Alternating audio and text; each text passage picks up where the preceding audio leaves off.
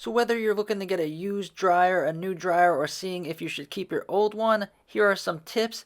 Older is better and the more simpler is better, especially these ones with the lint tray on top. These ones seem to last the longest.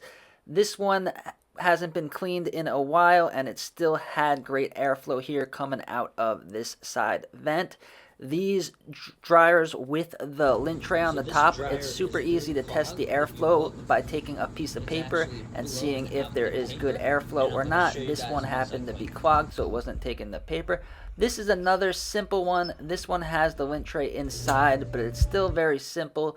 The lint tray on the top, these ones are much easier to clean because that's where the lint tray goes, and then this whole back panel comes off. So even if the dryer gets really dirty or it's really old or it gets used a lot, it may be in a commercial setting or if you have a lot of pets, then it's very easy to take it off and clean all of the insides of the dryer. And then also if you need to change any parts, it is easy to access these parts. Now I've seen these type of dryers that were over 20, 30 years old. They do get really dirty, but if you clean them right, they will last a really long time. This one was super dirty, one of the most dirtiest ones that I have seen. So it's very important to get them cleaned at least once a year, but this style dryer is the easiest to clean. You could see all of the lint that is stuck in here. There's nothing you could really do about that. It's just going to happen over time, so it's important to take it apart and clean it.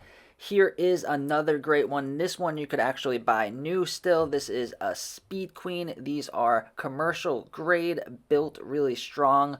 The lint tray is really easy to clean, and these ones last a really long time, and they have extremely strong fans so they don't get clogged as much. You could take this tray out over here. That's where you clean the lint from. It keeps from stuff getting stuck down there. And then if you remove that, you can clean inside there, but the fan does keep it pretty clean. And here is another one. This one was from 1989 and it was still working better than most new ones. You could see it has kind of that old school 80s look on top, and it was a big piece of metal, but this one she said hasn't been cleaned in a while, but it was still working super strong and it had a decent amount of length to go. So I really like these older style dryers from the 80s and 90s.